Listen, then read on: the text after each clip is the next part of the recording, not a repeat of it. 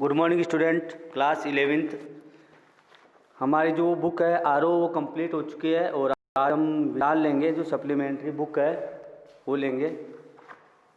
ठीक है, इसमें हमारी सप्लीमेंट्री बुक में वैसे मैंने बता दिया तुम्हें और वर्बली और बता दूं अभी, अगर मेरी आवाज़ आपको स्पष्ट सुनाई दे रही है तो इसमें जो टोटल चैप्टर है वितान के अंदर क्लास 11th में हमारे 3 चैप्टर है। पहला है भारतीय गायिकाओं में बेजोड़ लता मंगेशकर, दूसरा राजस्थान की रजत बूंदें और तीसरा आलो अंधारी। इसमें तीसरा चैप्टर आलो अंधारी नहीं आएगा। ठीक है, और इसमें जो है लेखक परिचय भी नहीं आता है इससे, इस बुक से, इसलिए मैं इसका इंट्रो वीडियो में नहीं बना रहा हूँ। आगे मुझे अगर ज़रूरत पड़ी है वीडियो के माध्यम से तुम्हें समझाने की तो मैं इसका वीडियो भी तुम्हारे पास जो है तुम्हारे पास वीडियो भी इसका आ जाएगा। पहला हमारा जो चैप्टर है इसमें वितान के अंदर, वितान सप्लीमेंट्री बुक है भाई। तो सप्लीमेंट्री बुक जो है जैसे 25 नंबर की आर आती है तो 15 नंबर की आते हैं। इनमें से बड़े क्वेश्चन आते हैं, इससे छोटे क्वेश्चन नहीं आते हैं। 4-4 नंबर के 3-3 नंबर के बड़े क्वेश्चन ऑप्शन में आते हैं। पहला हमारा जो चैप्टर है, जो पार्ट है, उसका नाम है भारतीय गायिकाओं में बेजोड़ लता मंगेशकर, जिसका नाम किसी नाम की मोहताज नहीं है। लता मंगेशकर का नाम हम सब जानते हैं, मोहम्मद रफ़ी, लता मंगेशकर, ऐसे भारतीय जो है गायकार में हैं जो जिन्होंने फिल्मी दुनिया में या भक्ति दुनिया में सभी में अपना नाम कमाया है। ठीक है, और फिल्मी दुनिया में विशेष रूप से लता मंगेशकर का नाम सर्वोच्च स्थान पर है, सबसे ऊंचा है। मोहम्मद रफ़ी जी साहब जैसे हैं वैसे लता मंगेशकर, शुरू से लता मंगेशकर की सुरीली आवाज़ हम सबको सुनने को मिली है, अभी भी सुनने को मिलती है। अभी भी अगर हम बात करते हैं तो यश चोपड़ा की जितनी भी फिल्में हैं, यश चोपड़ा कृत, तो वो सभी फिल्मों में लता मंगेशकर की ही आवाज़ होती है। हम बात कर लेते हैं सबसे पहले कुमार गंधर्व की क्योंकि इसमें लेखक परिचय पाठ परिचय तुम्हारे आएगा नहीं, तो इसलिए मैंने इसके बारे में हमने लेखक परिचय थोड़ा सा हम पढ़ ही लेते हैं। कुमार गंधर्व का, इनका जन्म हुआ 1924 में कुमार गंधर्व, और 1992 में इनकी मृत्यु हुई। इनका जन्म सुलेभावी जिला बेलगांव कर्नाटक में हुआ। मूल नाम इनका था शिवपुत्र सड्डीदारमैया कामकल्ली, ये उनका पूरा नाम था, शिवपुत्र सड्डीदारमैया कामकल्ली। मात्र 10 वर्ष की उम्र में गायकी की पहली मंचीय प्रस्तुति इन्होंने दी। उनके संगीत की मुख्य विशेषता मालवा लोक धुनों और हिंदुस्तानी शास्त्रीय संगीत का सुंदर सामंजस्य है, जिसका अद्भुत नमूना कबीर के पदों का उनके द्वारा गायन है। लोक में रचे बसे लुप्त प्राय पदों का संग्रह कर और उन्हें स्वरों में बांधकर कुमार गंधर्व ने इन्हें अंतर्राष्ट्रीय पहचान दी। इन्हें कालिदास सम्मान एवं पद्म विभूषण सहित बहुत से सम्मान से इनको अलंकृत किया जा चुका है कुमार गंधर्व को। तो ये थे कुमार गंधर्व, जिन्होंने हमारे यहाँ सिलेबस में जो शामिल है पाठ जो एड है, जिसका नाम है भारतीय गायिकाओं में बेजोड़ लता मंगेशकर, और इसके लेखक है कुमार गंधर्व। ठीक है, तो ये बात हुई हमारी वितान रिलेटेड। सप्लीमेंट्री बुक है वितान आर के साथ, तो ये 2 इसमें चैप्टर हमारे जो है आ रहे हैं, पहला और दूसरा। तीसरा चैप्टर नहीं आएगा। ठीक है, और अगर मान लो वो आपके जो कॉन्टेक्ट में बाकी भी है, जो आपसे अगर पूछ लेते हैं, जो भी मान लो ये वीडियो मेरा जिस दिन आएगा तो उस दिन अगर आप मेरा वीडियो सुनते हैं, ठीक है, तो जो स्टूडेंट्स जो क्लासमेट आपके टच में है तो आप उनको भी बता सकते हैं कि भाई वितान में 2 ही चैप्टर आएंगे, पहला और दूसरा। तीसरा जो चैप्टर है आलो अंधारी, वो चैप्टर हमारे नहीं आएगा सिलेबस में, यानी ईयरली एग्ज़ाम में। ठीक है, अब हम आ जाते हैं पार्ट में। भारतीय गायिकाओं में बेजोड़ लता मंगेशकर, कुमार गंधर्व का लिखा हुआ। बरसों पहले की बात है, मैं बीमार था।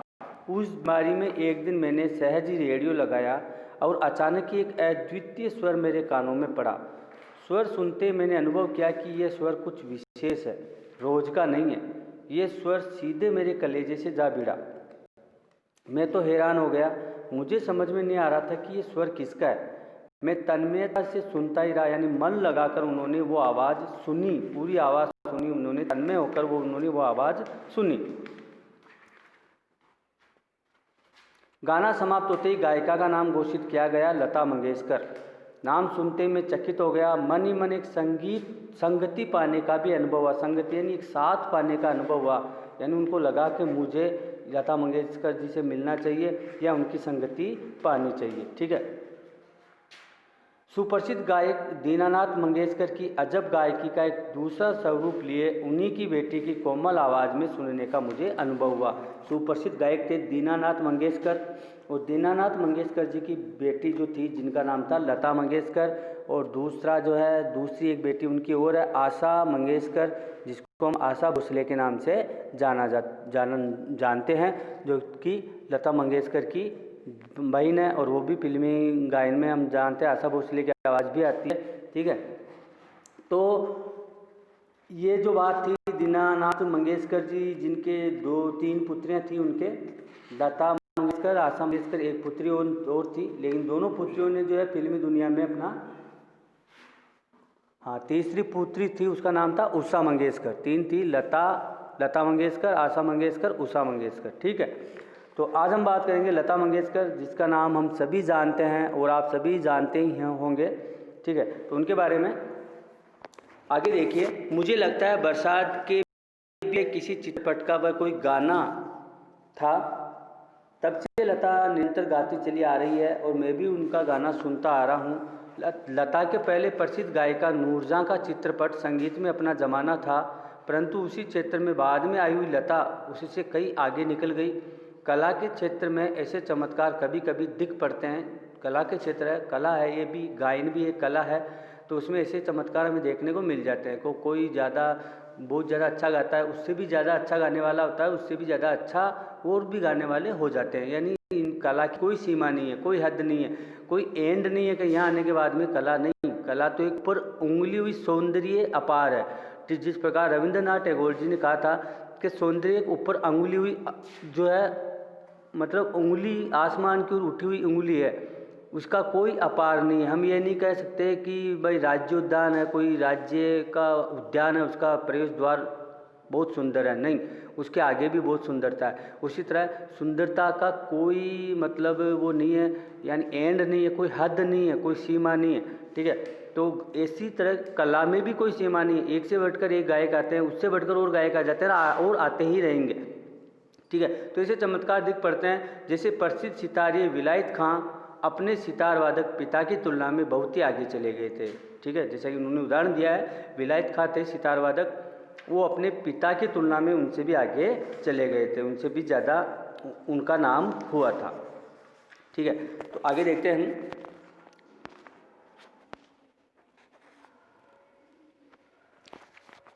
यहाँ पे आपको लता मंगेशकर जी दिखाई दे रही हैं। ठीक है, मेरा स्पष्ट मत है कि भारतीय गायिकाओं में लता के जोड़ की गायिका हुई नहीं। लता के कारण चित्रपट संगीत को, चित्रपट यानी पर्दा,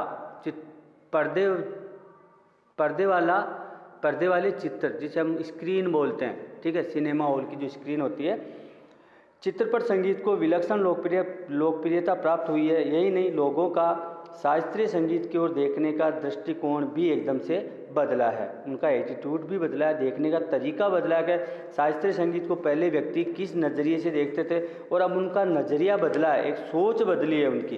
भाई जो शास्त्रीय संगीत है वो भी एक तरीके से मायने रखता है, उसका भी अपने आप में एक वजूद है। ठीक है,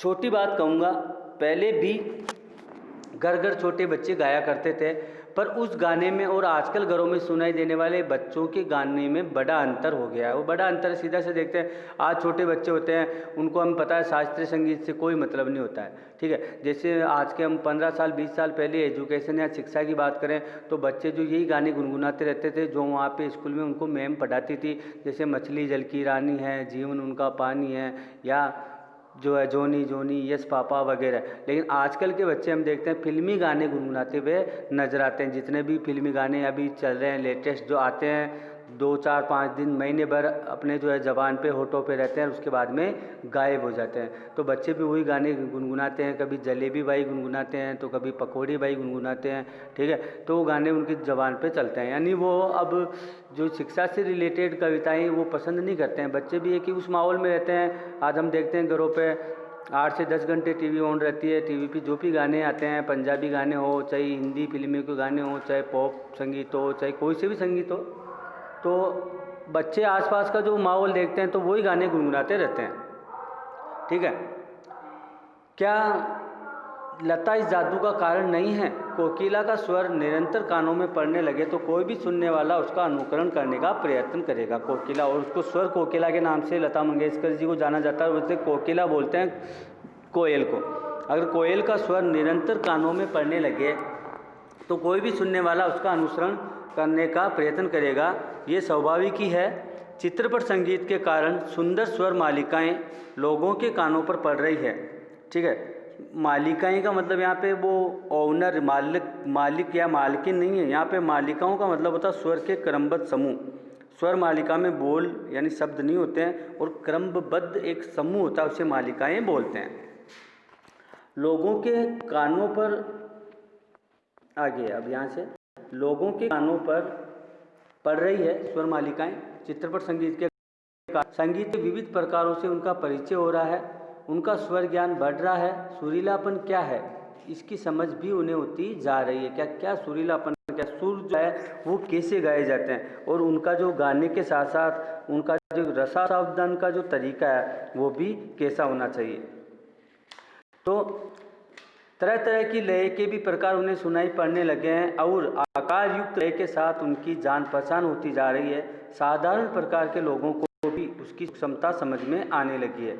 इन सब का श्रेय लता को ही है। इस प्रकार उसने नई पीढ़ी के संगीत को संस्कारित किया है, और सामान्य मनुष्य में संगीत विषयक अभिरुचि पैदा करने में बड़ा हाथ बढ़ाया है। संगीत की लोकप्रियता, उसका प्रसार और अभिरुचि के विकास का श्रेय लता को ही देना पड़ेगा। उसका जो जितना भी प्रसार है, जितना है, वो लता मंगेशकर को ही देना पड़ेगा। यानी वो ही इस चीज़ के लिए जो है जानी जाती है, और उन्होंने ही जो है संगीत को इतना जो है उच्च स्तर पर पहुंचाने का काम जो है हमारे यहाँ पे लता मंगेशकर जी ने ही किया है। ठीक है, तो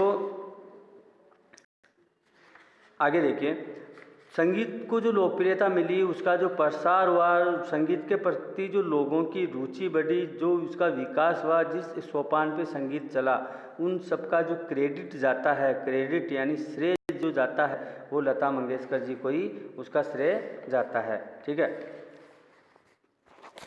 ये नीचे देखिए, स्वर के क्रमबद्ध समूह, हम पहले शब्द आया था मालिकाएं। मालिकाएं मतलब होता है स्वर के क्रमबद्ध समूह। स्वर मालिका में बोल यानी शब्द नहीं होते हैं। ठीक है, आगे देखिए, सामान्य श्रोता को अगर आज लता की ध्वनि मुद्रिका और शास्त्रीय गायकी की ध्वनि मुद्रिका सुनाई जाए तो वह लता की ध्वनि मुद्रिका ही पसंद करेगा। यानी गाने का तरीका, एक तो शास्त्रीय संगीत होता है जैसे हम तक दिन वैसे वो शास्त्रीय संगीत होता है, और एक जो ध्वनि मुद्रिका लता की जो आवाज़ होती है, उनका जो सुरीलापन है, गाने का जो तरीका है, तो प्रत्येक व्यक्ति, हम सभी लता जी की आवाज़ को ही पसंद करेंगे। गाना कौन से राग में गाया गया और ताल कौन सा था, ये शास्त्रीय ब्यौरा इस आदमी को सहसा मालूम नहीं रहता है। हमें नहीं कि कौन से राग में है। राग अलग अलग प्रकार के होते हैं, जैसे भैरव राग है, और भी राग होते हैं, इतना मल्हार है, तो अलग अलग प्रकार के राग होते हैं। ठीक है, अब ये कौन से राग में गाया गया है, कौन सा ताल है, इसका किसी सामान्य व्यक्ति को मालूम नहीं होता। उसको मतलब नहीं, उसको तो बस आवाज़ मीठी होनी चाहिए जो सीधा कानों के माध्यम से दिल में उतर जाए। ठीक है, इससे कोई मतलब नहीं कि राग मालकोस था और ताल त्रिताल था, यानी मालकोस था या त्रिताल था। अलग अलग प्रकार के राग होते हैं। कुछ यहाँ हमारे और भी राग है जो मैं बताऊंगा। ठीक है, तो उसे तो चाहिए वह मिठास जो उसे मस्त कर दे। जैसा कि मैंने कहा कि कानों के माध्यम से मस्तिष्क को झकझोर कर वो हमारे दिल में उतर जाए, वो आवाज़ ही हमें सबसे अच्छी लगती है, जो कि लता मंगेशकर जी की है, जिसका वह अनुभव कर सके। और यह स्वाभाविक ही है, क्योंकि जिस प्रकार मनुष्यता हो तो वह मनुष्य है, वैसे ही गानपन हो तो वह संगीत है। अगर मनुष्य किसी का, लेखक कुमार गंधर्व का कहना है कि मनुष्य वही है जिसके पास मानवता है, जिसे हम इंग्लिश में ह्यूमैनिटी बोलते हैं। ठीक है, क्योंकि मानवता अगर हमारे पास है, हम मनुष्य हैं, तो हमारे अंदर मानवता नाम का गुण होना चाहिए। वैसे ही अगर संगीत भी वही है जहाँ गानपन है, गाने का जो तरीका, एक मिठास है, एक इस प्रकार से जो स्वरों के बोल है, जो मतलब आपस में दिलों के तारों को झंकृत कर दे, अंदर से झनकार की आवाज़ सुनाई दे, वह संगीत है। और लता का कोई भी गाना लीजिए तो उसमें 100% वह गानपन मौजूद मिलेगा। वो गानपन लता जी के जो है इसमें हम मौजूद मिलेगा। और लता जी की सबसे बड़ी विशेषता ही यही है कि उनका कोई भी जो गाना हो उसमें वहाँ पे गानपन ज़रूर है जो मौजूद मिलता है। ठीक है, तो ये बात थी आज हमारी लता मंगेशकर जी के बारे में हमने बात करी। कुमार गंधर्व का लिखा हुआ है, तो स्टूडेंट्स मैंने पहले बता दिया इसमें कर्तृत्व व्यक्तित्व यानी लेखक का कोई परिचय वगैरह कुछ भी नहीं आता है। इससे रिलेटेड केवल पर्सन जो आते हैं 15 नंबर के पर्सन। अब शायद अगर कोर्स कम हुआ तो ज़्यादा आ जाएँ, क्योंकि 3 चैप्टर थे तो अब 2 ही चैप्टर हैं, पहला और दूसरा। तो पर्सन जो है उनका जो अंक बार वो ज़्यादा बढ़ जाएगा। अब देखते हैं कितने नंबर के आते हैं, वो सिलेबस जितने भी अंक बार का आएगा मैं तुम्हें बता दूंगा। ठीक है, तो ये लता मंगेशकर जी के बारे में आज हम पढ़ रहे थे। और इसके आगे वाले वीडियो में, क्योंकि ये जो बुक है हमारी लगभग कोशिश है कि जनवरी में तुम्हारा ये बुक्स का सिलेबस पूरा ख़त्म हो जाएगा। फरवरी में जो व्यावहारिक व्याकरण जिसकी हमारी एक बुक चलती है संवाद सेतु, तो उससे रिलेटेड जितने भी टॉपिक है वो मैं वीडियो के माध्यम से तुम लोगों को समझाने की कोशिश करूँगा, और मुझे आशा है कि तुम्हें समझ में आएंगे। ठीक है, आज के लिए इतना ही काफ़ी। मिलते हैं अगले वीडियो में वो इस रिकॉर्डर के माध्यम से वापस वही कुमार गंधर्व जो हमारा चैप्टर अभी चल रहा है, लता मंगेशकर, भारतीय गायिकाओं में बेजोड़ लता मंगेशकर जी को, उनके बारे में और उनके गानों की विशेषताओं के बारे में।